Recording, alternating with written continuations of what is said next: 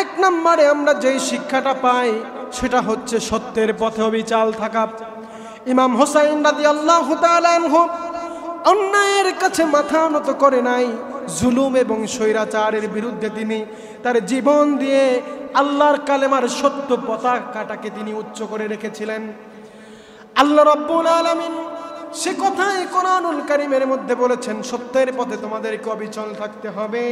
ইয়া আইয়ুহাল্লাযীনা আমানু কুনু কাওয়ামিনা বিল কিসতি শুহাদা লিল্লাহি ওয়ালাউ আলা আনফুসিকুম আওিল ওয়ালিদাইনি ওয়াল আকরাবিন। আল্লাহু আকবার। আল্লাহ রাব্বুল আলামিন সুন্দর করে তার কোরআনুল কারীমের মধ্যে জানিয়ে দিচ্ছেন, হে মুমিনগণ, তোমরা আল্লাহর জন্য, ন্যায়ের জন্য সাক্ষ্যদাতা হয়ে দৃঢ়ভাবে তোমরা দাঁড়িয়ে যাও। যদিও তা তোমাদের নিজেদের বিরুদ্ধে যায়, কিংবা তোমাদের পরিবার পরিজনের বিরুদ্ধে যায়, আত্মীয় স্বজনের বিরুদ্ধে যায়, যাদের বিরুদ্ধেই যাক না হবে, ঠিক হুসাইন রাদিয়াল্লাহু তাআলা আনহুর মতো। তাহলে এই ইতিহাস থেকে আমরা এক নাম্বার শিক্ষা পাই, সেটা হচ্ছে সত্যের পথে আমাদেরকে অবিচল থাকতে হবে। দুই নম্বরে আমরা যে শিক্ষা পাই সেটা হচ্ছে ধৈর্য এবং ত্যাগের শিক্ষা। কিসের শিক্ষা? জোরে বলেন। ধৈর্য এবং ত্যাগের শিক্ষা। মুহররম মাসের এই আশুরার দিনে মুসা আলাইহিস সালাম ফিরাউনের জুলুম থেকে তিনি রক্ষা পেয়েছিলেন। ফিরাউন তার বাহিনীকে লেলিয়ে দিল মুসা আলাইহিস সালামকে হত্যা করার জন্য। মুসা আলাইহিস সালাম সেই লোহিত সাগরকে আল্লাহ রাব্বুল আলামিন মুসা আলাইহিস সালামের জন্য দ্বিখণ্ডিত করে দিলেন। সেই ফিরাউন লোহিত সাগরের মধ্যে ডুবে মারা গেল। আল্লাহ রাব্বুল আলামিন সে কথাই বলছেন, যত বিপদ আসুক না কেন ধৈর্য ধারণ করতে হবে মুসা আলাইহিস সালামের মতো। কোরআনুল কারীমে আল্লাহ তাআলা বলছেন, ইয়া আইয়ুহাল্লাযীনা আমানু ইসতাঈনু বিস-সাবরি ওয়াস-সালাহ ইন্নাল্লাহা মা'আস-সাবিরিন। আল্লাহ রাব্বুল আলামিন সুন্দর করে তার কোরআনুল কারীমের মধ্যে বলছেন, হে ঈমানদারগণ ধৈর্য ধরো, হে ঈমানদারগণ ধৈর্য, নামাজের দ্বারা তোমরা ধৈর্য ধারণ করো, সাহায্য গ্রহণ করো। আল্লাহ রাব্বুল আলামিন ধৈর্যশীলদের সাথে আছেন। এর মাধ্যমে আমরা এটাই জানতে পারি, দুই নাম্বার শিক্ষা হলো ধৈর্য ধারণ করতে হবে। কি করতে হবে? এই ইতিহাস থেকে আমরা তিন নাম্বার যে শিক্ষা পাই, তিন নাম্বার শিক্ষা হলো আল্লাহর উপরে ভরসা রাখা, তাওয়াক্কুল করা। কি করা? আল্লাহর উপরে ভরসা করা। যখন বনি ইসরাইল, মুসা আলাইহিস সালাম যখন বনি ইসরাইল নিয়ে সাগরের সামনে আটকা পড়ে গেলেন, তখন তিনি তাওয়াক্কুল করেছিলেন কার প্রতি? তাওয়াক্কুল করার কারণে আল্লাহ রাব্বুল আলামিন মুসা আলাইহিস সালামের জন্য সেই সাগরকে দ্বিখণ্ডিত করে দিলেন, সেই নদকে দ্বিখণ্ডিত করে দিলেন। আল্লাহ রাব্বুল আলামিন সেটাই বলছেন, ওয়া মান ইয়াতাওয়াক্কাল আলাল্লাহি ফাহুয়া হাসবুহু ইন্নাল্লাহা বালিগু আমরি। আল্লাহ রাব্বুল আলামিন কোরআনুল কারীমের মধ্যে তার বান্দাদের জন্য জানিয়ে দিচ্ছেন, যে ব্যক্তি আল্লাহর উপরে ভরসা করে আল্লাহ তার জন্য যথেষ্ট। অর্থটা বুঝছেন? যে ব্যক্তি আল্লাহ তাআলার জন্য ধৈর্য ধারণ করে, আল্লাহ তাআলা বলছেন আমি আল্লাহ তার জন্য যথেষ্ট। আল্লাহ তাআলা কি আমাদের জন্য যথেষ্ট না? সম্মানিত ভাইরা আমার, তাহলে আল্লাহ রাব্বুল আলামিন বলছেন আল্লাহ তাআলা তার কোনো কাজকে অসম্পূর্ণ রাখেন না। এই যে 17টা বছর বাংলার মুসলমানেরা ধৈর্য ধারণ করলো, আল্লাহ রাব্বুল আলামিন এই ধৈর্যের ফল হিসাবে বাংলার মুসলমানদেরকে এমন একটা বিজয় দান করলেন। এত বড় জালিম হওয়ার পরেও 45 মিনিটের বেশি সময় আল্লাহ দেন নাই, ঠিক কি না? সম্মানিত ভাইরা আমার, এই ইতিহাস থেকে 4 নম্বর আমরা যে শিক্ষা পাই সেটা হচ্ছে অন্যায় এবং জুলুমের বিরুদ্ধে আমাদেরকে সংগ্রাম করতে হবে। কারবালার প্রান্তরে ইমাম হুসাইন রাদিয়াল্লাহু তাআলা আনহু জুলুম শাসক ইয়াজিদের বিরুদ্ধে তার অন্যায়ের সামনে তিনি মাথা নত করেন নাই, তিনি সংগ্রাম করেছেন, তিনি প্রতিবাদ করেছেন। সম্মানিত ভাইরা আমার, আল্লাহ রাব্বুল আলামিন সেটাই বলছেন, উযিনা লিল্লাযিনা ইউকাতালুনা বিআন্নাহুম যুলিমু ওয়া ইন্নাল্লাহা আলা নাসরিহিম লাকাদির। আল্লাহ রাব্বুল আলামিন বলছেন, যারা আক্রান্ত হয়েছে তাদের যুদ্ধের অনুমতি দেওয়া হয়েছে, অর্থাৎ যারা জালিমদের দ্বারা আক্রান্ত হয়েছে আল্লাহ রাব্বুল আলামিন তাদেরকে যুদ্ধের অনুমতি দিয়েছেন, কারণ তাদের প্রতি জুলুম হয়েছে। আল্লাহ তাআলা তাদেরকে সাহায্য করার জন্য পূর্ণ ক্ষমতা রাখেন নাকি রাখেন না? আল্লাহ রাব্বুল আলামিন বললেন, তোমাদের উপরে যারা জুলুম করবে তাদের বিরুদ্ধে তোমরা প্রতিরোধ করে তোলো। এজন্য অন্যায় দেখলে অন্যায়ের বিরুদ্ধে, জুলুমের বিরুদ্ধে আমাদেরকে সংগ্রাম করতে হবে। 4 নাম্বার হচ্ছে আমরা এই শিক্ষাটা পেলাম। 5 নম্বরে আমরা যে শিক্ষা পাই এই ইতিহাস থেকে, তওবা এবং ক্ষমা লাভের সুযোগ। আল্লাহ রাব্বুল আলামিন কোরআনুল কারীমের মধ্যে বলেছেন, ওয়া তুবু ইলাল্লাহি জামিআন আইয়ুল মুমিনিন। আল্লাহু আকবার। আল্লাহ রাব্বুল আলামিন কোরআনুল কারীমের মধ্যে বলছেন, হে আমার বান্দারা, তোমরা সবাই আল্লাহর কাছে তওবা করো যাতে তোমরা সফল হও।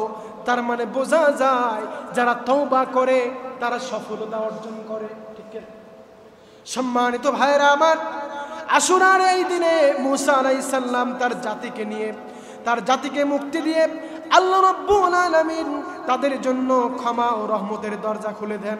এ থেকে আমরা শিক্ষা পাই আল্লাহ তার বান্দাদের তওবা এবং দোয়ার মাধ্যমে মুক্তি দেন। যদি আল্লাহ তাআলা আমাদেরকে মুক্তি দেন, সেই মুক্তির 1 নাম্বার কারণ হবে তওবা এবং দোয়া। যেই জিনিসটা আমাদেরকে বেশি বেশি করতে হবে, আল্লাহ তাআলার কাছে ক্ষমা চাইতে হবে। আমরা তাহলে 5 নাম্বার যেই শিক্ষাটা পেলাম এই ইতিহাস থেকে, সেটা হচ্ছে তওবা এবং ক্ষমা লাভের সুযোগ। 6 নাম্বার আমরা যেই শিক্ষা পাই, নিয়ামতের শুকর আদায় করা। কি করা? জোরে বলেন, মনোযোগ নাই আপনাদের। কার নিয়ামতের শুকরিয়া আদায় করবেন? কার? আল্লাহর নিয়ামতের শুকরিয়া আদায় করবেন। আল্লাহ রাব্বুল আলামিন কোরআনুল কারীমের মধ্যে বলছেন, ফাযকুরুনি আযকুরুকুম ওয়াশকুরুলি ওয়ালা তাকফুরুন। আল্লাহ রাব্বুল আলামিন বলছেন, তোমরা স্মরণ করো, তোমরা আমাকে স্মরণে রাখো, আমাকে স্মরণ করো, আমি আল্লাহ তোমাদেরকে স্মরণ করব। আল্লাহু আকবার। আল্লাহ বলছেন আমাকে স্মরণ করো, আমি আল্লাহ তোমাদেরকে স্মরণ করব। এমন আল্লাহ কোথায় পাবে? আল্লাহ তাআলা বলছেন যে বান্দা তুমি আমাকে স্মরণ করো, আমাকে স্মরণ করো, যত বিপদেই পড়ো না কেন আমি আল্লাহ তোমাকে স্মরণ করব। সম্মানিত ভাইরা আমার, আল্লাহ তাআলা শুধু এটাই বলেন নাই, আল্লাহ তাআলা বলছেন তোমরা আমার প্রতি কৃতজ্ঞতা প্রকাশ করো। কৃতজ্ঞতা প্রকাশ মানে কি? শুকরিয়া আদায় করো। আল্লাহ তাআলা বলছেন তোমরা আমার নিয়ামতের শুকরিয়া আদায় করো এবং আমার নিয়ামত অস্বীকার করো না। আল্লাহর নিয়ামতের অস্বীকার করা যাবে?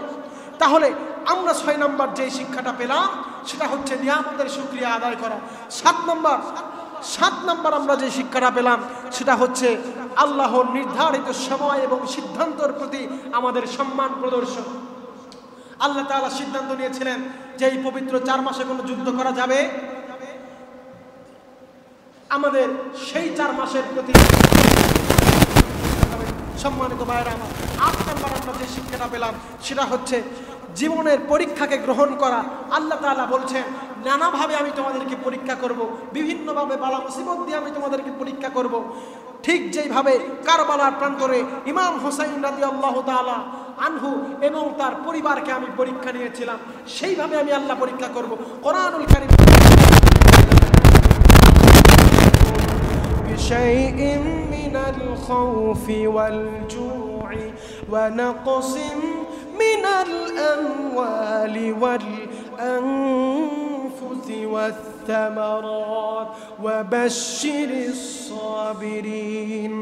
আল্লাহ রাব্বুল আলামিন বলছেন আমি আল্লাহ রাব্বুল আলামিন তোমাদের পরীক্ষা করব ভয়, ক্ষুধা, সম্পদ, এগুলোর ক্ষতি করে আমি আল্লাহ রাব্বুল আলামিন তোমাদের পরীক্ষা নেব। এই পরীক্ষায় ফেল করা যাবে না। মনে রাখবেন দুনিয়াটা এক্সাম হল।